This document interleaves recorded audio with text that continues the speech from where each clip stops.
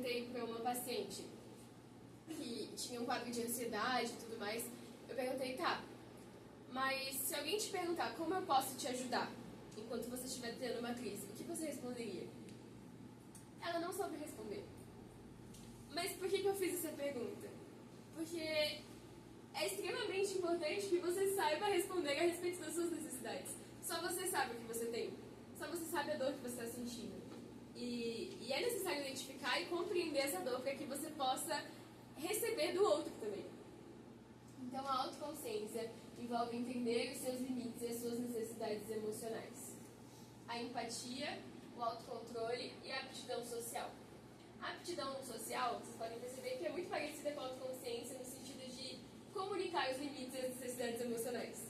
Então, você não consegue ter uma aptidão social bem desenvolvida se você não tem uma autoconsciência bem desenvolvida. Porque como é que você vai comunicar para o outro o que você gosta e o que você não gosta se você não sabe o que você gosta e o que você não gosta, né? Então, são coisas que andam juntas. Vocês vão perceber que tudo anda meio junto aqui, pra gente caminhar legal. A empatia e o autocontrole, ele também tem a ver com a aptidão social. Porque você só consegue se colocar no lugar do outro e entender quais são as necessidades dele quando você entende que você também tem necessidades e que você também gostaria que o outro respeitasse as suas necessidades. E o autocontrole envolve respeitar as necessidades dos outros. Então é um combo, gente. Aqui eu trouxe um tópico a respeito do líder. Então, como a gente está aqui numa organização, eu imagino que alguns de vocês sejam chefes, alguns sejam subordinados, eu não consegui encontrar outra palavra, mesmo você sendo bem ruim. Mas o líder, ele é aquele que tem alguns tópicos a respeito disso. Assim. Ele é aquele que consegue reconhecer e valorizar o seu colaborador. Ele é aquele que faz uma escuta ativa e ele é capaz de motivar. Sobre o reconhecimento e a valorização, eu quis trazer isso porque quando a gente olha para uma empresa, assim, quando a gente traz a psicologia organizacional, a gente encontra muitos chefes que eles gostam de trabalhar o que está errado. Então, você fez tal coisa, eu preciso te dar esse feedback de que isso não foi legal. Mas eles escapam, eles deixam passar os momentos em que os colaboradores fazem coisas legais e não reforçam isso. Mas, na verdade, o reforço positivo, a valorização de coisas legais que o colaborador fez, são muito mais eficientes do que a punição por algo ruim. Então, ir através do reconhecimento e da valorização é muito mais inteligente emocionalmente do que só a punição. A punição ela não traz tantos resultados quanto a valorização. E hoje, na TCC, que é a abordagem que eu utilizo, na ABA também, que trabalha com crianças no espectro autista, a gente utiliza muito da valorização.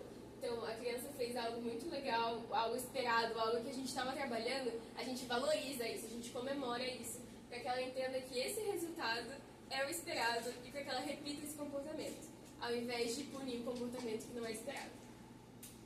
Quando se trata da escuta ativa, a gente fala sobre escutar genuinamente, sem ter uma resposta pronta. Então, pensa não só agora sobre a relação chefe e colaborador, mas sobre a sua relação com outras pessoas ao seu redor. Será que você é capaz de escutá-las sem ter uma resposta? Sabe? Quando você faz uma pergunta para alguém, você está de fato interessado em saber a resposta dela? Ou você já faz essa pergunta esperando, nossa, eu vou responder tal coisa. Ou enquanto a pessoa está falando, eu tenho uma resposta para isso. É importante perceber se você consegue ouvir ativamente alguém ou se você já escuta com essa intenção de responder. E a motivação. Um gestor bom, de qualidade, que age com inteligência emocional, ele vai saber motivar a sua equipe. E não motivar, gente, eu não estou falando aqui sobre uma motivação com discurso de coach, sabe? Aquele, vamos lá, equipe, não. Motivar de outras maneiras também. Então, uma motivação eficiente é ter um ambiente de trabalho legal, né? Então, gente, hoje eu comprei tal coisa pra vocês aqui, um lanche. É uma motivação, não é? Então, gente, hoje eu fiz tal coisa, fiz aquilo ali, vamos lá e não sei o quê. Então, a motivação é uma motivação criativa. Não envolve só as coisas comuns que a gente pensa quando fala sobre motivação. Esse combo que eu trouxe aqui, ela nos leva para uma gestão de conflitos eficaz. E aí entra o ponto mais crítico disso aqui, os conflitos. Pode passar. Na maioria das vezes, um conflito ele começa com uma insatisfação contida, não comunicada corretamente. Pensa sobre os seus conflitos pessoais, sabe? Uma discussão de família, um conflito de trabalho também, um conflito entre os amigos. Na maioria das vezes, na sua grande maioria das vezes, um conflito começa por uma insatisfação contida.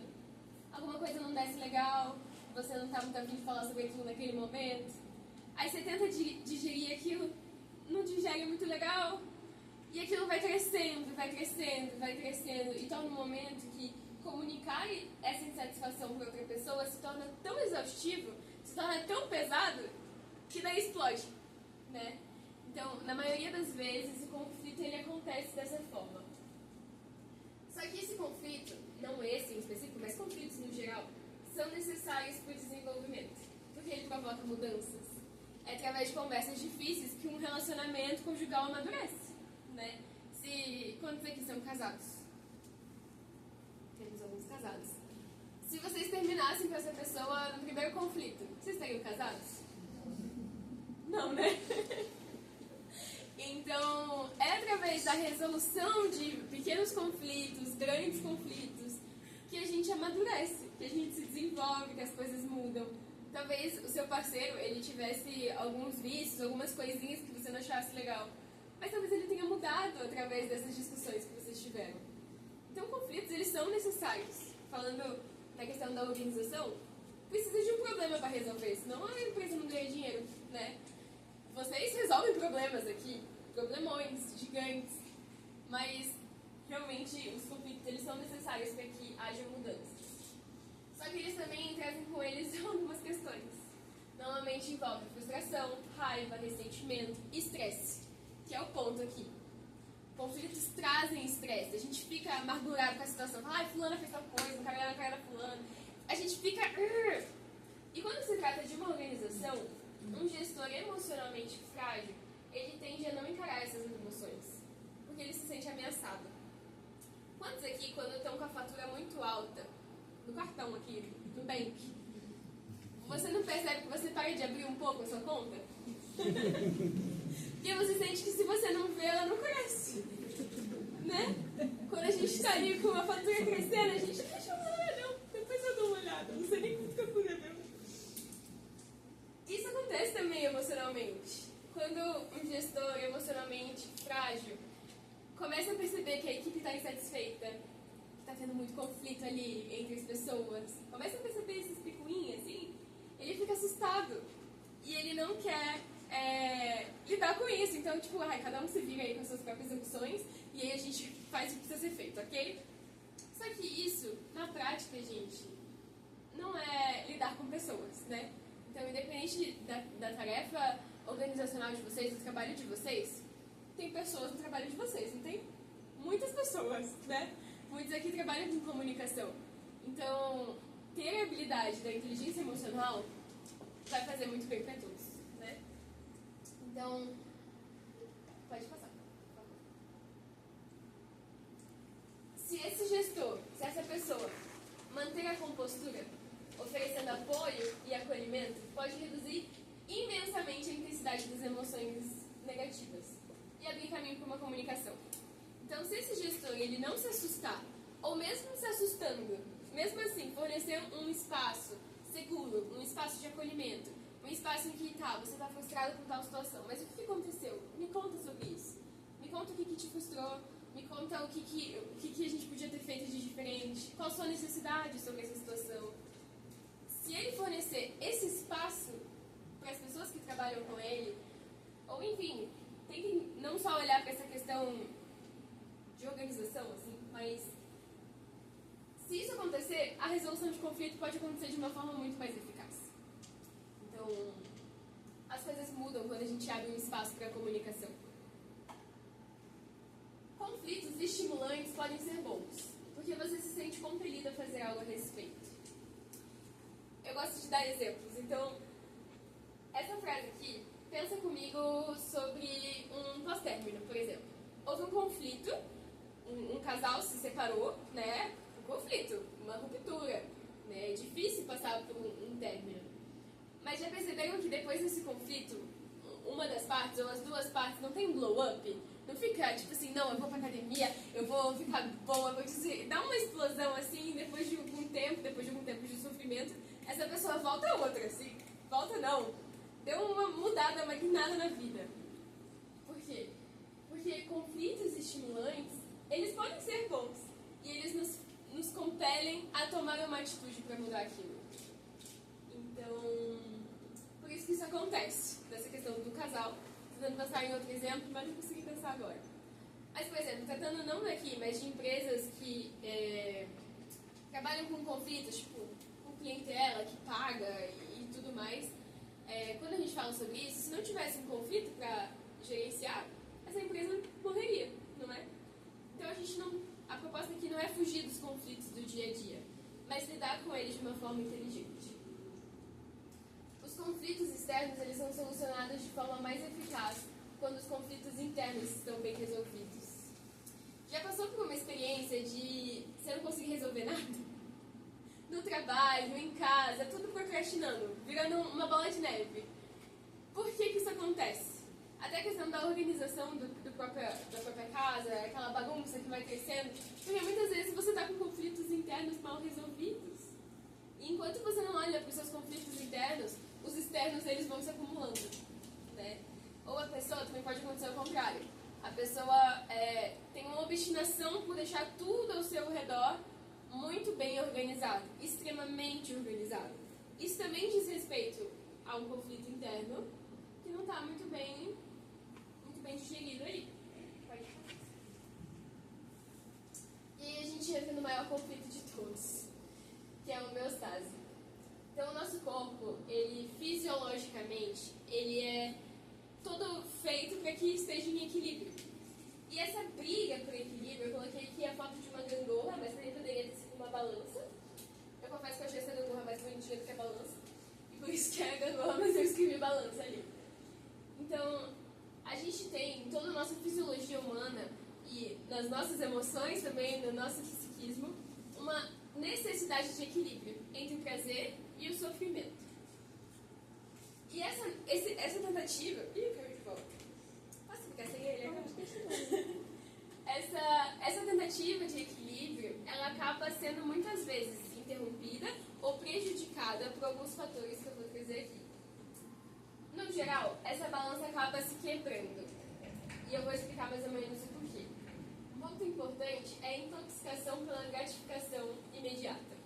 Existe um livro bem interessante que eu recomendo aqui, se chama Nação Dopamina. Alguém aqui já leu?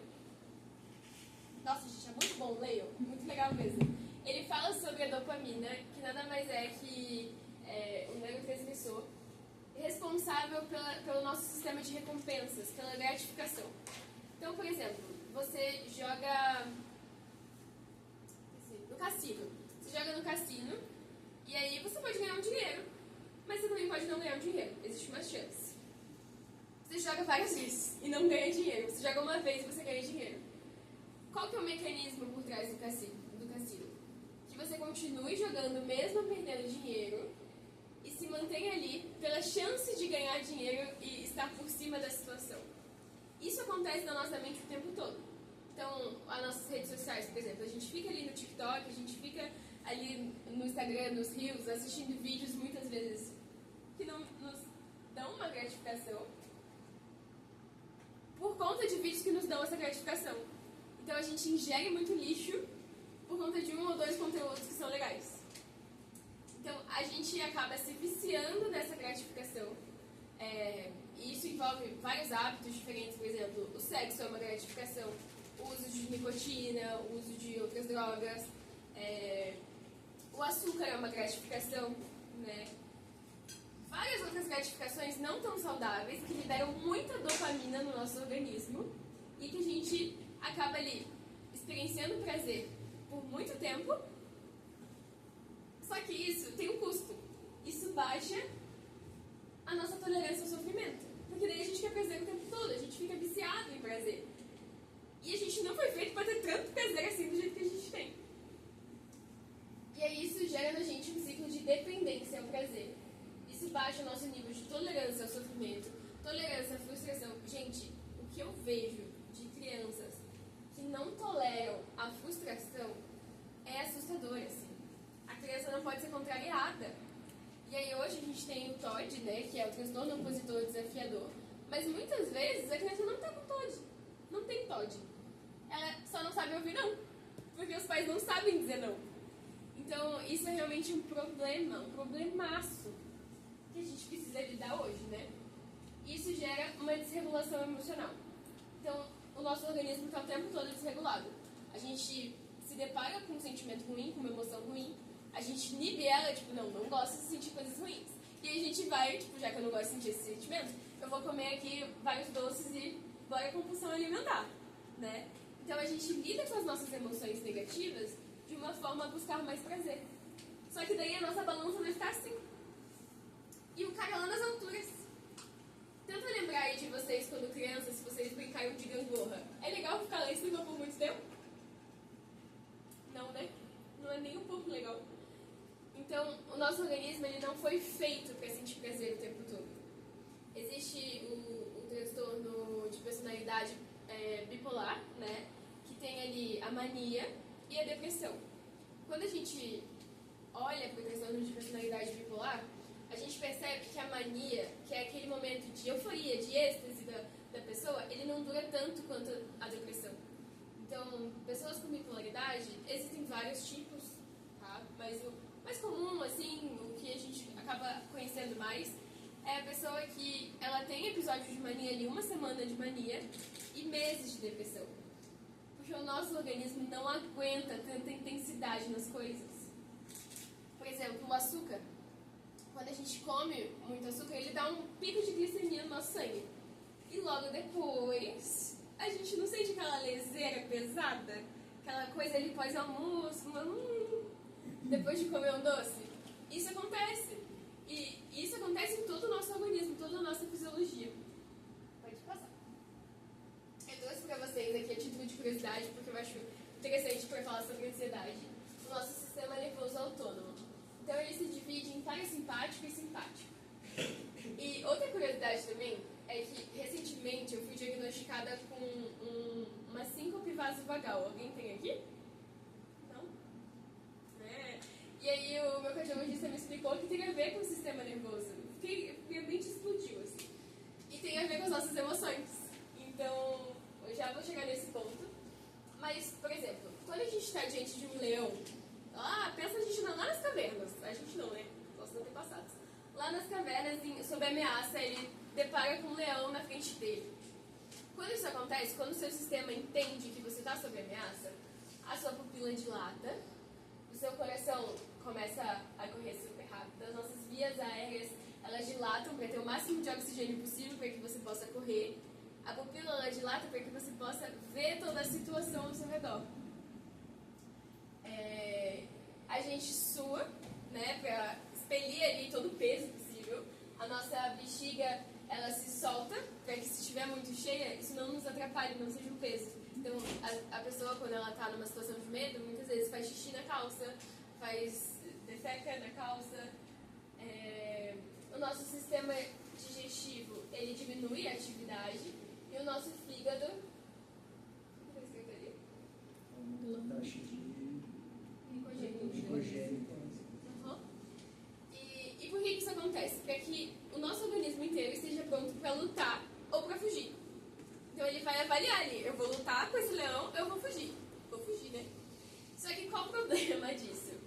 Que atualmente o nosso organismo continua achando que a gente está sob ameaça, mesmo quando a gente não está sob ameaça assim. Então, por exemplo, tem uma conversa difícil com o meu chefe. Começa a suar, a boca seca, a bexiga, você fica querendo ir no banheiro o tempo todo. Então você sente toda a sua fisiologia funcionando dessa forma. Você fica mais ansioso, mas você não está diante de um leão na sua frente. E aí, por outro lado, tem o sistema parasimpático, que ele é responsável por acalmar o sistema simpático.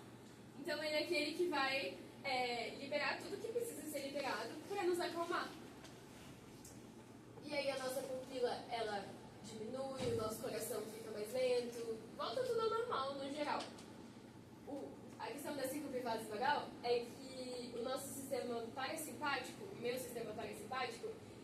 reage de uma maneira muito mais forte que o meu simpático depois que o meu simpático é disparado. Então, no meu caso, quando eu vou pro hospital, pra fazer qualquer coisa, gente, tipo assim, só ir de acompanhante de alguém, eu já fico toda ativada, eu fico assim, ó, meu Deus, eu vou cair dura aqui. E aí o meu simpático entende que eu tô sob ameaça e eu desmaio. Tipo, então, se eu estivesse lá no tempo das cavernas, eu facilmente morreria. Mas, enfim, pode passar. Por que eu trouxe tudo isso pra vocês? Eu acho interessante imaginar essas coisas quando eu estou sob ali um efeito de estresse ou ansiedade, entender o que está por trás daqueles sentimentos, entender o que está por trás da minha respiração ficar mais ofegante. E entender essa questão do equilíbrio, do prazer e do sofrimento. Aqui eu trouxe uma frase da doutora Ana, ela é quem escreveu o livro Nação Dopamina, mas, enfim, o que eu quero caminhar agora para as estratégias para a gente lidar um pouco melhor com esse aumento de estresse, com esses sintomas de ansiedade. E a primeira coisa que eu preciso deixar claro para vocês é que inibir as emoções negativas não é uma estratégia, tá? Então, essa é a tendência, a gente sente algo ruim e a gente quer abafar isso, a gente se depara com uma situação difícil e a gente não quer falar sobre ela, né? Mas isso não vai ser eficaz para a nossa melhora. Então, a primeira coisa que a gente precisa fazer é a aceitação das emoções negativas. É identificar e compreender que ela está lá. Falar, ok, tá lá, tá aqui, eu tô sentindo isso, o que eu vou fazer a respeito? E para isso, eu gosto de pensar no exemplo de roupas para dobrar no canto do quarto. Quem aqui tem um canto do quarto ou da casa em que você vai deixando suas roupas para dobrar? Sim, da cama. Se identificaram legal. Sim. Se a gente todos os dias dobrasse um pouco dessas roupas, elas não se acumulariam no canto do quarto, né? Eu gosto de falar do canto do quarto porque é um lugar que você não vai ver muito, que você pode escolher não olhar, né? As nossas emoções, elas ficam muitas vezes no nosso inconsciente, né?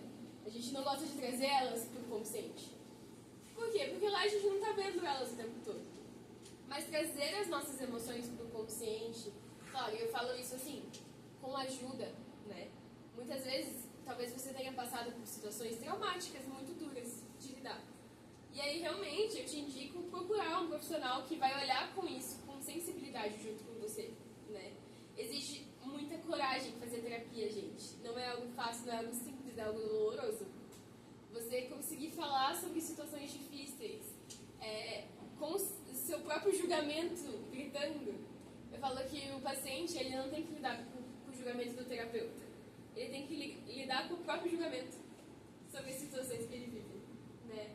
Então, aceitar as emoções negativas e pegar aquelas roupas ali no quarto e dobrando aos pouquinhos, lentamente, de acordo com seus limites, é algo que tem muito mais valor do que só inibi-las, né? Botar essas roupas pra, sei lá, enfiar no armário e fechar a porta, entendeu?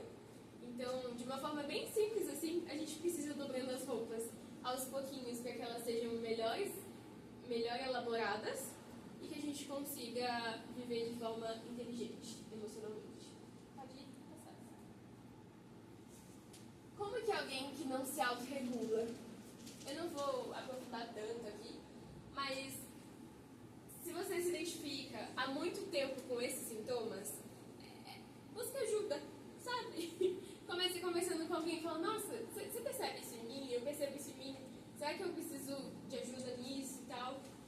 São pessoas com baixa tolerância à dor, ao sofrimento. Muitas coisas que nos geram dor e sofrimento, que levam tempo, nos fazem melhorar, né? Uma graduação, 5 anos, gente, sendo avaliado.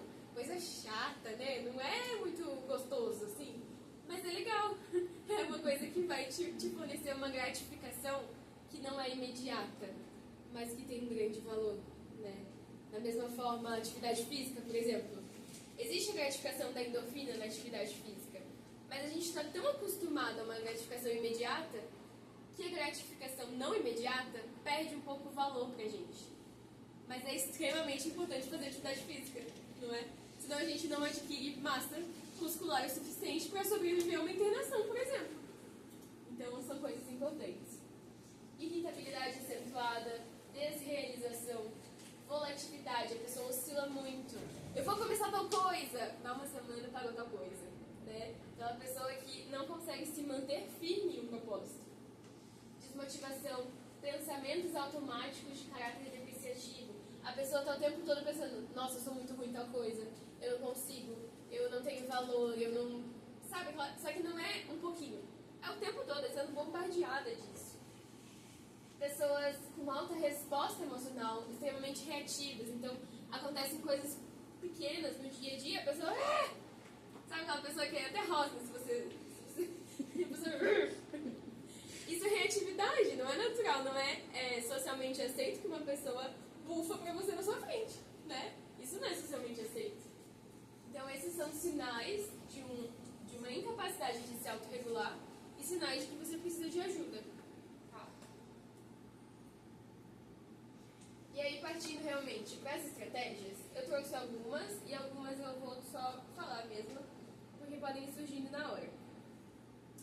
Atenção plena, aqui e agora.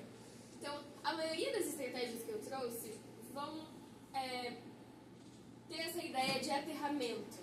O que é o aterramento? É você estar aqui no momento presente. É você conseguir se conectar com o que está acontecendo dentro de você e ao seu redor. Esse aterramento é o que está em falta no nosso dia a dia, gente. A gente vai vivendo as coisas no piloto automático. Isso é prejudicial, né? A gente viu aqui. Então, eu trouxe as básicas. Então, a mais básica que não está aqui, eu nem botei porque acho que todo mundo já ouviu falar, é respiração.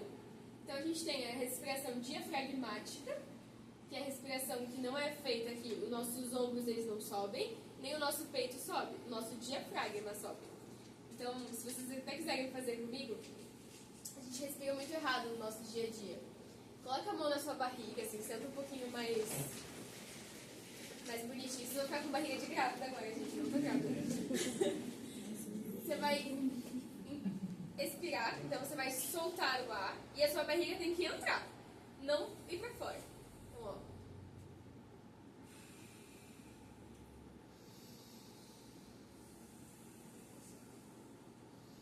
Deixa eu ficar de lado, assim.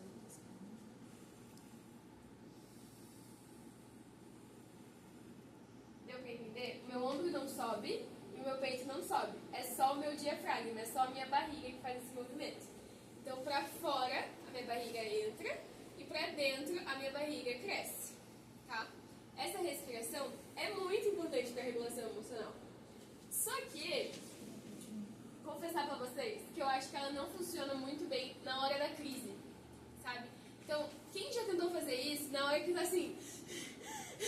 E daí, não, preciso respirar. Daí alguém fala, respira, respira comigo. Aí você tem vontade de bater na pessoa. Eu não consigo respirar, você tá me mandando respirar. Não dá, gente. Na hora da crise, isso não funciona muito bem. Mas antes da crise, funciona. Então, se você está começando a sentir os sinais da ansiedade, os sinais de, putz, estou muito estressado, isso está me sobrecarregando, faz a respiração. Sabe? Não custa nada tentar. Mas se você já está na crise, já está com uma respiração ofegante demais, talvez não funcione, tá? Isso não é para gerar mais frustração. A meditação e o mindfulness são coisas diferentes, tá? Quando a gente fala sobre meditação, existe uma gama de meditações diferentes. Eu uso várias no consultório, quando eu vejo que o paciente está muito ativado, assim. Quando eu vejo que o paciente está muito ativado, a gente utiliza algumas técnicas de meditação. Mas, assim, existem meditações criativas, sabe? Não precisa encaixotar. Não precisa, tem que fazer tal coisa, não sei o que, não sei o que. Existem vários podcasts de meditações diferentes. Então, pesquisem pesquisem o que cabe em você. Também gosto de usar um exemplo sobre roupa nessa hora, que é igual você fazer compras de uma roupa específica. Você vai provar. Se não ficar legal, deixa lá, você não compra. Mas não custa nada provar. Então, muitas vezes, provando, você sabe o que funciona pra você e o que não funciona. Pra mim, não funciona a respiração diafragmática na hora que eu tô passando muito mal, né? A meditação é algo que eu tinha um pouco de preconceito. Eu falava, com essas pessoas que meditam, não. Não combina com a minha estética. Eu vi que funciona. Mas porque eu estava disposta a experimentar. E aí, vestindo isso, eu vi que foi legal. Então, experimentem. O mindfulness, ele foi muito propagado muitas vezes de uma forma meio inadequada. Mas ele tem a ver com você conseguir enxergar o momento atual livre de julgamentos. Então é você olhar para a sua emoção, olhar para o seu cérebro, olhar para o seu corpo funcionando sem julgamento para aquela situação. Isso é bem legal, vale a pena dar uma pesquisada, uma aprofundada melhor sobre o significado disso. Porque é uma palavra que é igual coach, muitas vezes que a gente fica falando coach, você conhece muitos coaches ruins e aí você generaliza que todo coach é ruim, né? Então, mindfulness também é uma coisa que vale a pena dar uma pesquisada, uma aprofundada legal, porque é massa a construção da coisa. Eu coloquei aqui uma dica, que é a caminhada em silêncio observando os detalhes. Existe uma abordagem da psicologia que se chama EMDR, que é o reprocessamento cognitivo indicado para traumas. E essa é uma dica que eu sempre dou para os meus pacientes, bem interessante, assim, de você... Enquanto você está caminhando lá, sei lá, caminhadinha de senhorzinho de idade mesmo no parque, sabe? Você está caminhadinho, o seu olho, ele fica o tempo todo atento para lá e para cá, para lá e para cá. E essa atenção necessária para você caminhar sem você tropeçar, sem você ser atropelado, ela tem um efeito sobre o seu organismo, sobre o seu cérebro. Esse efeito é de relaxamento. Então, hoje em dia, algumas pessoas que correm, que têm esse hábito da caminhada, elas estão se desafiando a, por exemplo, fazer... Hoje eu vou fazer uma caminhada e eu vou reparar todos os detalhes amarelos no caminho. Cara, uma atividade de aqui e agora. É uma coisa que dá pra gente colocar no nosso dia. Se você vem caminhando pro trabalho, por exemplo, é uma coisa que dá pra você fazer que vai ter um benefício pra sua saúde emocional. E é uma coisa simples, é uma coisa fora da caixinha. Então, essa é uma das dicas. Oferecer e desfrutar presença. Muitas vezes a gente tem a intenção de, eu preciso sair de casa, preciso sair com os meus amigos para dar uma aliviada. Aí a gente sai, fica lá, cada uma na sua, dá uma risada, come, bebe e tal. Mas você não teve aquele momento de olhar no olho da pessoa e realmente entender o que está por trás, sabe? Muitas vezes a gente vai, vou sair com a família ali e fica cada um no seu celular, né? Então, oferecer a sua presença e desfrutar da presença do outro, você entende que é algo um pouco mais profundo do que só estar na companhia de alguém? Fazer esses movimentos de forma intencional pode fazer muito bem para a sua saúde mental. Pode te ajudar muito a gerenciar o seu estresse e ansiedade. A meditação criativa. Nossa, eu não vi que tinha meditação criativa. Mesma coisa que eu já falei, né? E o mais importante, validação e aceitação. Não, e avaliação. Validação e aceitação é a mesma coisa, né? Mas validar e avaliar sempre que necessário as suas emoções. Então, eu estou sentindo tal coisa, estou sentindo tal coisa, estou sentindo vontade de matar tal pessoa. Estou mesmo. Mas por quê? O que isso diz respeito de mim? Sabe? Muitas vezes você vai perceber que muita coisa das suas emoções, dos seus sentimentos, não diz respeito ao outro, diz respeito a você mesmo. Porque aquela pessoa está ativando algo em você que não foi bem resolvido. Então, estar sempre se auto-percebendo pode ser algo bem benéfico para a sua saúde mental. Tá bom? Então, essas foram as minhas estratégias, algumas dicas, e eu agradeço. Alguém tem alguma dúvida? Pode passar. Essa é a minha lama fofinha, gente, é um sofazinho. Porque eu tenho um sofazinho igualzinho no meu consultório. Mas, alguém tem alguma dúvida, algo a acrescentar? Alguma coisa sobre isso? Pode falar. Eu acho interessante você falar um pouquinho sobre as crenças limitantes, que você citou algumas vezes. Então, as crenças limitantes, elas vêm um pouco da minha abordagem, que é a TCC, Teoria Cognitivo-Comportamental, e a gente entende que as crenças limitantes, elas nos levam aos pensamentos automáticos. Então, o que são crenças limitantes? São aquilo que eu acredito que me limita. E acredito, assim, por exemplo, eu acredito que eu não sou boa em cantar. Se eu acredito nisso, se isso está inerente dentro de mim, eu não vou me mover o suficiente para desenvolver essa habilidade do canto. E aí eu não vou cantar mesmo. Então, as crenças limitantes que estão ali arraigadas na nossa mente, elas muitas vezes nos limitam a mudar o comportamento. Então a gente precisa identificar quais são as nossas crenças limitantes, no que eu acredito que não é legal, por exemplo. Eu acredito que eu não mereço, não eu, tá, gente? Mas os exemplos. Eu acredito que eu não mereço o amor. A pessoa que acredita que não merece o amor, ela não vai, entendeu? Não vai se relacionar se entendendo como digna de ser amada. Isso tem um potencial gigantesco de destruir a vida dessa pessoa. Então, durante a terapia, no processo terapêutico, a gente vai identificando os pensamentos automáticos primeiro. E aí a gente vê, através dos pensamentos automáticos dessa pessoa, quais são as crenças que estão por trás disso. E aí é um processo muito bonito e muito difícil. Porque as crenças limitantes, elas vêm também de uma crença nuclear, que vem ali da família daquela pessoa, que vem do meio que ela vive. Então, eu amo psicologia, porque é muito bonito de ver isso mudando mesmo, sabe? Ficou satisfeito com a resposta? Deu pra entender bem? Mais alguma dúvida? Aqui, você falou da questão da respiração, ela é pré-crise, ela é mais ok, na crise ela é mais difícil de dar certo. E uma outra técnica para momentos de crise que você possa compartilhar com a gente? Sim. O que melhor funciona, que eu vejo que funciona na crise, é realmente o aterramento. Então, tem uma pessoa que está ali começando a passar mal, o apoio social, alguém do lado dela, segurando a mão dela, trazendo ela para a realidade, é o que funciona mais rápido.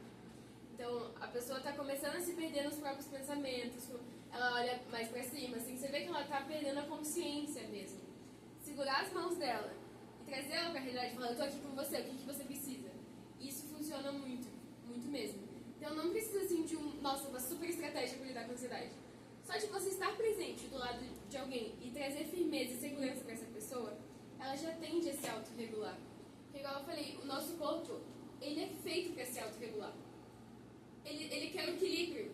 Então, a gente precisa dar para ele o que ele precisa para ele se equilibrar. Então, a presença de uma pessoa segura do seu lado já te ajuda. Então, você segurar a pessoa assim e falar, tô aqui com você, não vou sair daqui, você tá bem, tô aqui contigo. Aí ela vai começando a se acalmar. Tem outras técnicas também. Eu gosto bastante daquela de pedir para a pessoa reparar ao seu redor. Então, depois que você segura ela ali, que você fala, tô aqui contigo, traz essa questão, você pode pedir, o que você consegue ouvir aqui? O que você consegue ver? O que você consegue sentir o cheiro? O que você consegue sentir na sua pele? Sabe?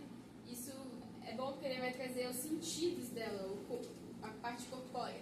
E aí tira um pouco ela da própria cabeça.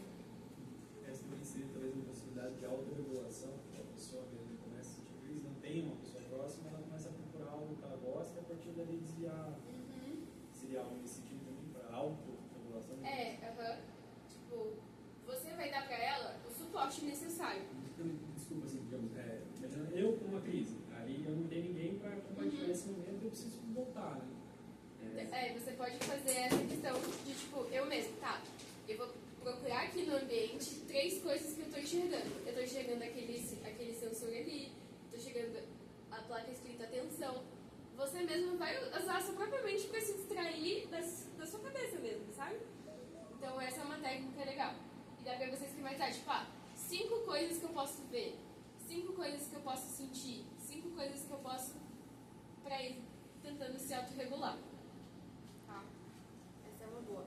Mas o que eu sinto que funciona melhor é realmente pedir ajuda pra alguém estar com você. E é mais rápido também. Então você fala, tô passando mal, fica aqui comigo. E daí, só do fato de você estar olho a olho com alguém, isso já vai te dar um pouco mais de recursos, sabe?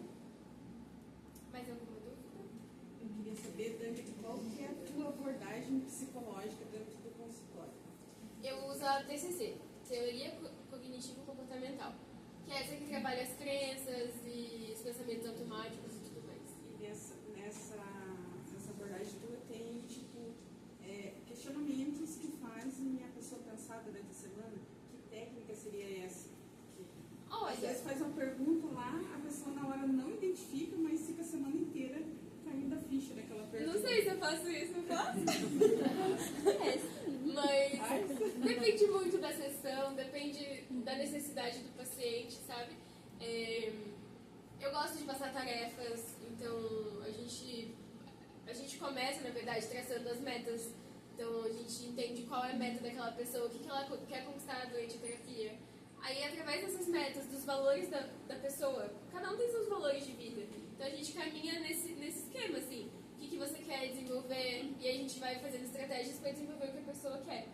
Então, eu gosto bastante de ouvir o feedback do paciente, de entender qual a necessidade dele, se está sendo atendida durante as sessões. E a gente vai fazendo ali bem personalizado mesmo, para a necessidade de cada um. Tem umas abordagens que só escuta, né? Daí eu sempre pergunto, qual que é o tipo de abordagem para tentar identificar, né? Só que, assim, essas abordagens que só escutam, elas também têm o seu efeito. Porque a pessoa falando em voz alta e livre de julgamentos, ela também cria a própria habilidade de se ouvir. E ela se ouvindo, muitas vezes, isso depende muito de pessoa para pessoa, mas se ouvindo ela consegue organizar os pensamentos. Então, as abordagens que têm esse perfil de mais escuta, uma escuta ativa, essa escuta realmente sem julgamento, sem ter uma resposta, ela também funciona muito bem. Isso deve ser difícil para o psicólogo. Tem que estudar bastante. E uma coisa, um spoiler aqui, né? Eu quero muito esse ano começar a arte-terapia. Então, fazer arte-terapia em grupo, assim, algo que eu vejo que também traz muito efeito durante as sessões. Mais alguma dúvida? Eu acho que é mais difícil você não fazer um auto-julgamento. Eu lembro que uma vez eu estava lá com a minha psicóloga e comecei a chorar e eu morria de vergonha de estar chorando. É muito bem. Como que você não vai se julgar porque você está sabendo que está pagando? Por mais que você não. Por isso você faz. Vai pagar o quê? Meu Deus, ela deve estar rindo por dentro. Mas eu estava morrendo de vergonha e não conseguia parar. Isso que é o pior, você não consegue parar de chorar, por mais que você esteja sabendo que está pagando o mico. Como que você consegue? Assim, eu te garanto que ela com certeza não estava te julgando. Porque não é o lugar dela, né? Então, muitas pessoas têm essa insegurança e eu entendo, porque eu também faço terapia. E eu também, no início, ficava assim, meu Deus, o que essa mulher vai achar de mim? Porque é muita exposição. Você expõe as coisas mais duras de você mesmo. Ninguém é perfeito, né? Então a gente expõe coisas horríveis sobre a gente, pra pessoa. E aí precisa ter essa confiança. Mas a gente precisa entender também que, tipo, ela também tem uma parte feia dentro dela, que ela expõe pra outra pessoa. Então, realmente, assim, o psicólogo que julga, ele não tá na profissão certa, porque é pra ser esse ambiente, ele se formou pra não julgar, né? Então, eu falo isso, eu julgo fora do consultório, né? Os amigos e tal. Ontem eu tava brincando com um amigo que me julgou, ele falou, eu sou seu amigo pra isso? A verdade, que bom. Então, dentro do consultório tem uma convicção, assim, se o seu psicólogo é um bom profissional, ele não tá ali pra te julgar, ele